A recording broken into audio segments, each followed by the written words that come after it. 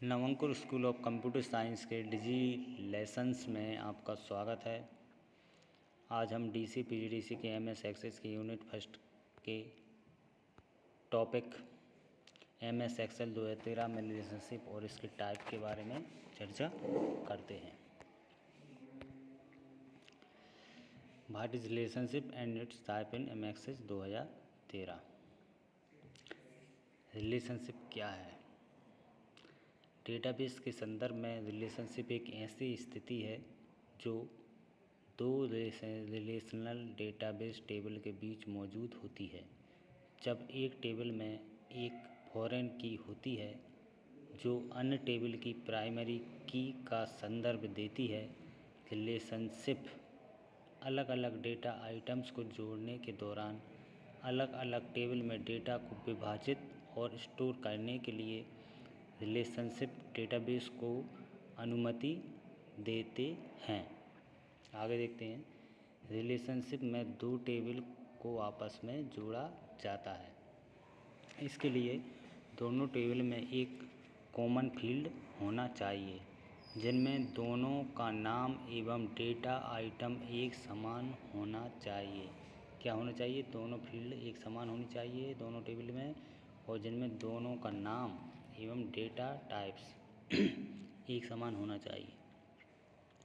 Table में relation बनाने के बाद यूजर फॉर्म एवं रिपोर्ट्स में मल्टीपल टेबल का प्रयोग करके रिपोर्ट एवं फॉर्म को डिज़ाइन कर सकता है। प्रायः मास्टर टेबल और ट्रांजैक्शन टेबल के बीच रिलेशन बनाई जाती है। जिस टेबल में प्राइमरी की होती है उस टेबल को मास्टर टेबल कहते हैं। ट्रांजैक्शन टेबल में जो फील्ड कॉमन होती है उसे फॉरेन की कहते हैं।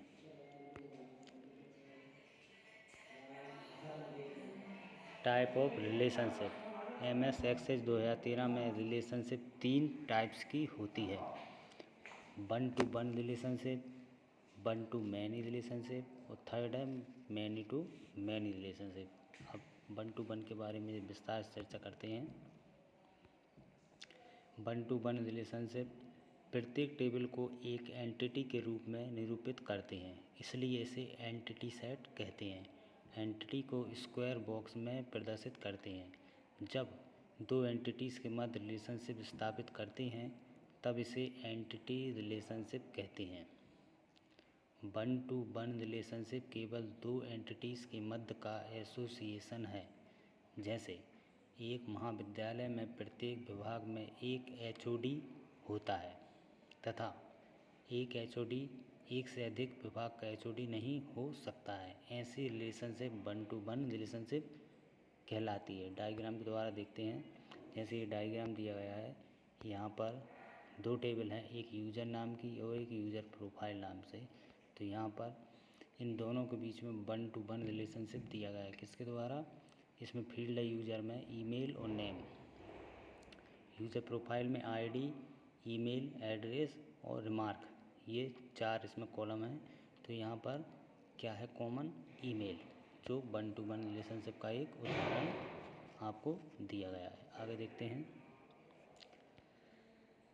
जो एक और उदाहरण दिया गया है यहाँ पर आपको डायग्राम के द्वारा समझाया गया है। यहाँ भी ये वन टू वन का एक उदाहरण है रिलेशनशिप का। वन टू वन रिलेशनशिप में पहली टेबल में प्रत्येक रिकॉर्ड में दूसरी टेबल में केवल एक मिलान रिकॉर्ड हो सकता है, और दूसरी टेबल में प्रत्येक रिकॉर्ड में पहली टेबल में केवल एक मिलान रिकॉर्ड हो सकता है। यह संबंध आम नहीं है क्योंकि अक्सर इस तरह से संबंधित जानकारी उसी टेबल में संग्रहित होती है। सुरक्षा कारणों से किसी टेबल के हिस्से को अलग करने के लिए या मुख्य टेबल के मुख्य समूह पर लागू होने वाली जानकारी संग्रहित करने के लिए हम कई फील्ड वाले टेबल को विभाजित करने के लिए वन टू वन रिलेशनशिप का प्रयोग करते हैं।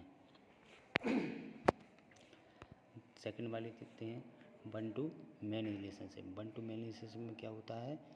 यह दो एंटिटीज़ के मध्य एक से अधिक रिलेशनशिप को हो सकती है। किसके अंदर? दो एंटिटीज़ के मध्य एक से अधिक रिलेशनशिप हो सकती है। ऐसे एक कोर्स में कई छात्र पंजीकृत हो सकते हैं। वन टू मैनी रिलेशनशिप को अक्सर मास्टर डिटेल्स या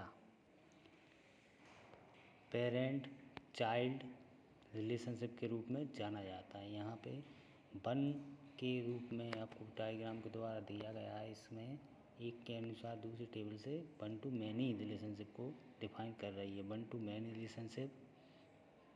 रिलेशनशिप का सबसे आम प्रभाव है एक से कई रिलेशनशिप में टेबल में कई मिलान क्या रिकॉर्ड हो सकते हैं। जैसे टेबल ए में एक रिकॉर्ड टेबल बी में कई रिकॉर्ड हो सकते हैं। जो एक टेबल के एक रिकॉर्ड टेबल बी के कई रिकॉर्ड से मिलान या रिलेशनशिप कर सकता है। ये दूसरा आपको डायग्राम दिया गया है। यहाँ पे डिपार्टमेंट नाम की एक टेबल है, दूसरी स्टूडेंट नाम की। यहाँ पे आईडी और नेम दो इसकी फील्ड हैं।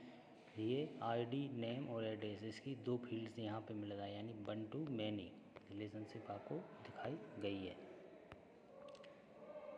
थर्ड देखते हैं many to many relationship. Many to many relationship थोड़ा जटिल है। हमको रिलेशनशिप के दोनों पक्षों पर विचार करना इसमें आवश्यक होता है, क्योंकि दोनों टेबल्स में कई रिकॉर्ड होंगे। इस रिलेशनशिप को काम करने के लिए हमको तीसरी टेबल की आवश्यकता होगी। यहाँ क्या है, तीसरी टेबल की आवश्यकता होगी, जिसे जंक्शन टेबल कहा जाता है। यह टेबल विभिन्न रिलेशनशिप को स्पष्ट करने के लिए जिम्मेदार हो सकती है। ये विभिन्न रिलेशनशिप को, ठीक है, डायग्राम द्वारा देखते हैं। पहले एक बार और इसको देखते हैं। मैनी टू मैनी रिलेशनशिप में दो एंटिटीज़ के मध्य एक से अधिक रिलेशनशिप हो सकती है। जैसे एक आइटम को बहुत से लोग खरीद सकते हैं, या एक विद्यार्थी एक विद्यालय में कई कोर्स भी ले सकता है। ठीक है, यहाँ पे दिया गया है डायग्राम में जैसे हम देखते हैं, यहाँ पे स्टूडेंट नाम की एक टेबल है, यहाँ पे कोर्स नाम की है, और यहाँ स्टूडेंट कोर्स नाम की। ये हो गई आपकी जंक्शन टेबल। ये दोनों टेबल को क्या कर रही है, कनेक्ट कर रही है। ठीक है, तो आज हमने रिलेशनशिप यानी इसके टाइप्स के बारे में विस्तार से चर्चा की थी। अगली वीडियो में पुनः किसी नए टॉपिक के साथ मिलते हैं। तब तक के लिए धन्यवाद।